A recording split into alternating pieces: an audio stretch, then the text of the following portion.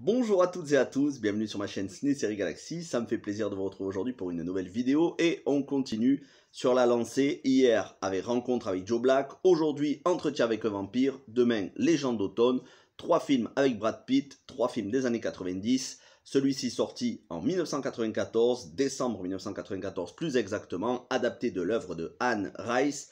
Anne Rice, un petit mot sur elle, elle nous a quittés en décembre de l'année dernière, donc il y a à peine 2 mois à l'âge de 80 ans. Et Entretien avec un vampire reste un roman chef-d'œuvre de sa carrière. Elle a été adaptée aussi au cinéma avec moins de succès sur La Reine des damnés avec la regrettée Aalia.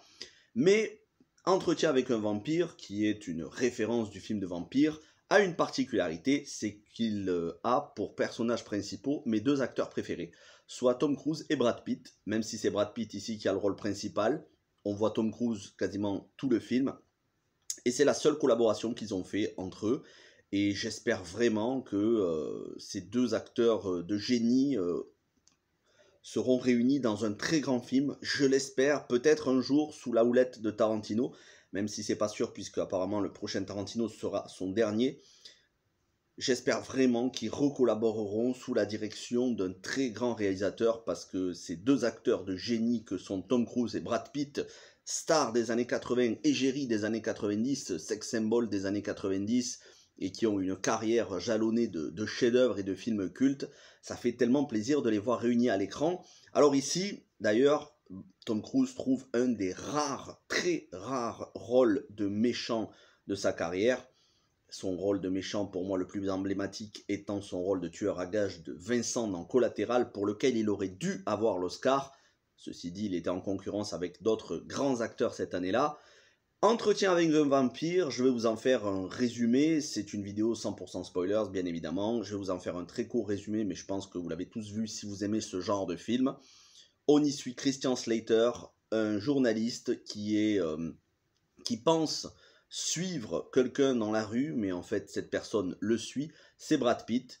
Il veut l'interviewer. Alors on ne sait pas exactement pourquoi il veut l'interviewer, c'est pas très bien expliqué dans le film, mais à la rigueur c'est un détail. Il veut l'interviewer. Brad Pitt se laisse interviewer et lui révèle qu'il est un vampire et il va lui raconter toute son histoire. Et donc tout le film est un flashback jusqu'à la fin du film où Christian Slater, fasciné par son histoire, lui demandera de le transformer en vampire. Preuve qu'il n'aura rien compris à ce que Brad Pitt, à ce que Louis lui a raconté, puisque Louis lui raconte tout ça pour lui dire qu'il n'y a absolument rien, aucun avantage, il n'y a rien de bon à devenir un vampire. Et cette fascination que Christian Slater, le journaliste, qui devait à la base être joué par River Phoenix, le feu regretté River Phoenix, ce journaliste n'a absolument rien compris, il n'a retenu que l'aspect fascination. Et il se trouvera qu'il s'enfuira, Brad Pitt lui faisant peur, il s'enfuira, mais il sera rattrapé dans sa voiture par Lestat, toujours vivant, 200 ans après le début de l'histoire de Brad Pitt, puisque l'histoire de Brad Pitt commence en 1791, ici les événements se déroulent en 1991, 200 ans après, Lestat sera dans la voiture de Christian Slater et la dernière chose que l'on verra du film, c'est que ce journaliste se fait mordre et va devenir un vampire sous la houlette de Lestat. En attendant, tout le film est un flashback pour nous raconter comment Brad Pitt est devenu un vampire, lui qui avait une plantation avec femme, enfant, sa femme et sa fille sont mortes, et il était tellement fou de chagrin qu'il voulait absolument mourir, qu'il voulait oublier cette douleur, et il a croisé la route de Lestat, un vampire dont on sait au final assez peu de choses dans ce film, et il va le transformer en vampire. À eux deux, ils vont d'abord devenir amis, alors c'est une relation assez toxique, assez malsaine, assez ambiguë, j'y reviendrai là-dessus. À eux deux, ils vont d'abord commencer à écumer la Nouvelle-Orléans, puisque le récit se déroule à la Nouvelle-Orléans. Donc écumer la Nouvelle-Orléans, c'est surtout Lestat qui va faire énormément de victimes, qui va se nourrir de quasiment toutes les prostituées qu'il y a. Brad Pitt, lui, refusant de se nourrir de sang humain, préférant le sang des animaux parce qu'il a encore une part d'humanité. Et à eux deux, à un moment donné, ils vont tomber sur une petite enfant lors lors d'une épidémie de peste, une petite enfant jouée par Kristen Dunst, qui là est vraiment très jeune pour le coup, ça se passe en 94, on est bien avant, on est au moins 5 ou 6 ans avant Spider-Man de Sam Raimi. Et cette petite, ils vont la transformer en vampire, sauf qu'elle va devenir bien plus impitoyable et bien plus insatiable, assoiffée de sang que eux, et elle va devenir aussi incontrôlable. Incontrôlable au point de vouloir tuer Lestat et de le mettre dans un piège et de presque tuer Lestat. Ils s'enfuiront, Brad Pitt et elle, pour l'Europe, notamment pour Paris. Et là, ils tomberont, après avoir écumé le monde entier, après avoir voyagé aux 4 coins du globe pour essayer de connaître les origines des vampires, le premier vampire, après s'être renseigné sur tout le folklore, toute la mythologie vampire. Ils désespéreront de ne pas connaître leurs origines et finiront par tomber sur une confrérie de vampires dirigée par Antonio Banderas dans le rôle de Armand. Mais là encore, Brad Pitt sera insatisfait des réponses qu'il trouvera et Kristen Dunst, elle, trouvera la mort puisque à eux deux, ils avaient tenté d'assassiner Lestat et que assassiner un vampire est condamné à mort par les autres vampires et Kristen Dunst se retrouvera brûlée vive à la lumière du jour. Brad Pitt réussissant à se venger de tous ces vampires-là et refaisant son chemin à lui tout seul, croisant un Lestat qui est quasiment desséché, l'action se passant en 1991, puisque là c'est quasiment les débuts du film, croisant un Lestat quasiment desséché qui est à bout de force, et Brad Pitt continuera son chemin, et c'est là où il tombera sur Christian Slater qui lui racontera son histoire, mais malheureusement, il avait été suivi par Lestat qui réussit à se nourrir de ce journaliste à la fin et surtout qui va le transformer en vampire à son tour pour se faire un nouveau disciple, puisque le but de Lestat c'est d'avoir un disciple avec qui, un élève avec qui continuer de son carnage, d'écumer les victimes humaines sur son passage. Voilà pour le scénario du film. Alors, le premier point positif qui saute aux yeux, c'est l'esthétique du film, cette esthétique crépusculaire qui est vraiment sublime. Les couleurs, alors l'immense majorité du film se passe la nuit, c'est normal, c'est un film de vampire, si ça se passait le jour, on ne pourrait pas, vu qu'il se ferait cramer.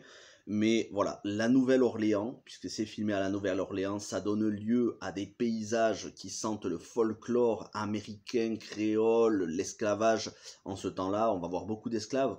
Parmi eux, il y aura Sandy Newton qui jouera le rôle d'une esclave au service de Brad Pitt. Sandy Newton qui croise ici la route de Tom Cruise et qui, plusieurs années après, jouera avec Tom Cruise dans Mission Impossible 2.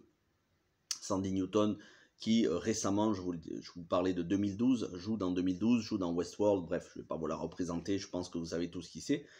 Et voilà, on a vraiment cette ambiance, on a même à certains moments les esclaves qui essayent de se venger ou qui essayent de se protéger et de tuer Brad Pitt parce qu'ils s'aperçoivent que Brad Pitt n'est plus le même, qu'il s'est transformé en monstre, que eux considèrent être un démon, donc on les voit se mettre à faire du vaudou avec des poupées vaudou pour essayer d'empêcher, de stopper. Donc on baigne dans cette ambiance Nouvelle-Orléans, mystique, un peu surnaturelle, cette ambiance fascinante, crépusculaire, avec des vampires blafards à la peau jeune. Donc on est sur un film de vampire à l'esthétique très très soignée, tout comme les costumes d'ailleurs. C'est peut-être un des plus gros points forts du film avec l'interprétation de Brad Pitt qui pour moi est au-dessus de tous. Je dirais même qu'il est peut-être un petit peu au-dessus de Tom Cruise, même si c'est parce que j'ai pas aimé le rôle de Tom Cruise, le rôle de Lestat qui est un pourri intégral. Même si Tom Cruise est excellent et que ça reste mon acteur préféré, Tom Cruise ici dans le film nous livre une interprétation. Et pour la petite anecdote, mais si vous avez vu le film, je pense que vous devez connaître l'anecdote, surtout si vous aimez le film, Anne Rice, l'auteur, qui est à la fois l'auteur du livre et ici qui est la scénariste, elle adapte son propre livre sous la direction de Neil Jordan. J'y reviendrai sur Neil Jordan. Anne Rice ne croyait absolument pas du tout en Tom Cruise, elle ne le voulait pas, et au final, quand elle a vu son interprétation, parce qu'elle avait quand même pas mal cassé dans la presse, elle a envoyé une lettre d'excuse à Tom Cruise pour lui dire à quel point elle était enchantée et impressionnée de son interprétation et qu'il était le Lestat idéal. Preuve que déjà dans les années 90, Tom Cruise était un très grand. Comme quoi, hein, vous voyez, des acteurs qui ne remportent pas d'Oscar, ça ne veut pas dire pour autant qu'ils sont moins bons que d'autres. Tom Cruise n'a jamais remporté d'Oscar. Je crois qu'il avait été nommé pour Né un 4 juillet, mais il n'a pas remporté d'Oscar. Et pourtant, ça reste un très très très grand acteur. Donc, et jusqu'à il y a très peu, Brad Pitt n'avait pas remporté d'Oscar. Il l'a remporté pour Once Upon a Time in Hollywood, il me semble, dans le second rôle masculin. Comme quoi, c'est pas parce qu'on n'a pas d'Oscar qu'on n'est pas un très très grand acteur. Et donc, ici, l'interprétation est à son top niveau, mais pour moi, Brad Pitt survole le film. Voilà. Il est au-dessus de tout, un petit peu au-dessus de Tom Cruise, au-dessus d'Antonio Banderas. Ce qui est impressionnant, c'est Kristen Dunst pour son jeune âge, qui arrive à être vraiment très flippante, je trouve, dans son rôle de vampire extrêmement cruel et insatiable. Alors, par moment, son interprétation, je la trouve agaçante parce que je trouve qu'elle fait vraiment... à quelques moments, elle surjoue, mais de manière générale, elle est vraiment plutôt très douée dès son jeune âge. C'est un rôle peut-être qui sort de ce que j'ai vu de ses films, c'est un rôle qui sort de sa filmographie, parce qu'après elle va avoir des rôles beaucoup plus calmes. On est à des années-lumière de la MJ, de la trilogie de la Mary Jane, de la trilogie Spider-Man de Sam Raimi. Mais oui, Kristen Dunst est un point fort du film, même si j'ai beaucoup moins aimé son rôle. Brad Pitt reste encore une fois le top du top. Et on n'oublie pas que c'est dans ces mêmes années-là qu'il y a Seven, Légende d'automne. D'ailleurs, c'est la même année que Légende d'automne. Donc, on est sur que des chefs-d'œuvre à ce niveau-là dans la filmographie de Brad Pitt. En dehors de ça, comme je vous disais, il y a une certaine ambiguïté dans le scénario. On ne sait pas si le film traite de l'homosexualité de manière frontale ou déguisée. Parce que le personnage de Lestat... est-ce qu'il est attiré par les hommes uniquement en tant que vampire attiré par la beauté physique ou est-ce qu'il est attiré sexuellement? Ça, on ne sait pas. Alors, il y a eu des analystes, des critiques de presse professionnels qui ont fait tout des tas on va dire, d'analyses, de débats sur l'homosexualité dans les romans de Anne Rice. Alors, je ne connais pas les romans de Anne Rice, peut-être que c'est le cas. Honnêtement, je m'en contrefous totalement. Je suis bien content qu'il n'y ait pas de mec qui se soit galoché dans le film. Ça m'aurait embêté. Voilà, franchement, je vais vous le dire. Je n'aurais pas voulu voir ça. Moi, je voulais voir des vampires. Je voulais pas voir un film où on traitait de l'homosexualité. Et heureusement, dans le film, ça n'est que suggéré, mais c'est jamais montré de manière frontale. Donc, bon, voilà, ça se trouve aujourd'hui, s'ils vont faire un reboot de Entretien avec un vampire, ils vont nous faire un reboot LGBT. Hein, c'est tout à fait possible. Mais c'est pas ce qui m'intéresse et je suis content qu'il n'y ait pas eu ça dans le film, tout simplement. Au-delà de ça, on est sur un film qui, comme je le disais au niveau de l'esthétique, mais là aussi au niveau des décors, que ce soit les décors de la Nouvelle-Orléans, mais aussi les décors à Paris, les décors sur les navires, on est sur un film qui est très soigné. Je ne sais pas combien de dollars, de millions de dollars a coûté le film, je ne sais pas du tout, mais je ne pense pas que ce soit un immense budget de 50 ou 70 millions, peut-être c'est le cas, mais en tout cas, pour le budget qu'ils ont eu, je pense qu'ils ont fait au maximum, parce que vraiment il y a un soin qui est apporté de reconstitution, d'aspect crasseux, de l'intérieur des bâtiments, crépusculaires, des tombeaux, des cryptes, c'est un régal, mais, pour moi, ça n'est pas le meilleur film de vampire. J'ai entendu tout au long de ces années des critiques dire Entretien avec un vampire, c'est la référence. Pas pour moi. Pour moi, la référence, c'est Dracula de Coppola, parce que je n'ai pas retrouvé cette ambiance gothique dans Entretien avec un vampire. En fait, il faut savoir que là, je viens de regarder, parce que ces jours-ci, je faisais une vidéo avec mon ami Alexandre, la critique de Néo, et d'ailleurs, vous pouvez retrouver une rétrospective Brad Pitt sur sa chaîne, où on parle de Entretien avec un vampire et d'autres films. Et c'est pour ça que j'ai regardé de nouveau le film. Mais sinon, Entretien avec un vampire, je l'avais vu quand j'étais gosse, et j'en avais quelques souvenirs, très peu de Kristen Dunst, mais très peu de souvenirs. Et toutes ces années, j'ai entendu parler de ce film comme étant la référence ultime du film de vampire. C'est pas le cas pour moi. Et j'avoue que j'ai été un petit peu déçu, je trouve que ce film est surcoté. Voilà, je vais pas vous mentir, je trouve ce film un peu surcoté. Malgré toutes les qualités, hein, je reconnais que c'est un grand film de vampire, mais je le trouve un peu surcoté, et clairement pas au niveau de Dracula, l'adaptation de Bram Stoker, Dracula par Coppola, qui reste pour moi la référence numéro 1 en film de vampire, inégalée encore à ce jour. Même si à la base c'est surtout les Nosferatu de Murnau en 1922 il me semble, et le Nosferatu de Werner Herzog en 1974. D'ailleurs ces deux films je les aborderai sur la chaîne, ça fait un moment que je vais le faire. Et à l'intérieur du film il y a un extrait du Nosferatu de Murnau en noir et blanc, ça c'est intéressant.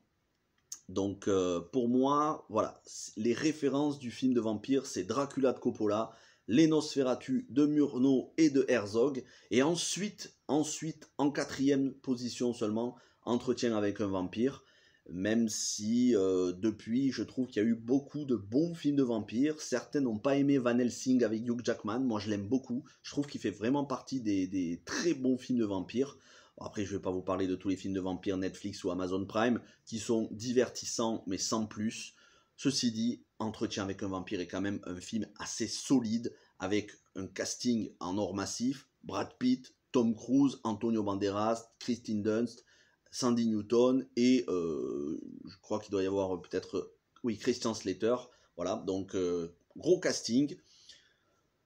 La musique, c'est Elliot Goldenthal qui avait composé la bande originale de Alien 3 de David Fincher et surtout Hit de Michael Mann. Donc ici, il nous livre encore une fois une excellente bande originale. Et le film, c'est peut-être par là que j'aurais dû commencer, est réalisé par Neil Jordan, qui, plusieurs années après, nous livrera l'excellente série The Borgia avec Jeremy Irons sur le pape Borgia, qui malheureusement n'a jamais eu de conclusion. Je crois que la série a été annulée à la fin de la saison 3, et c'était une série fascinante, que je vous recommande pleinement, The Borgia, avec Jeremy Irons, série de Neil Jordan. C'était un régal cette série.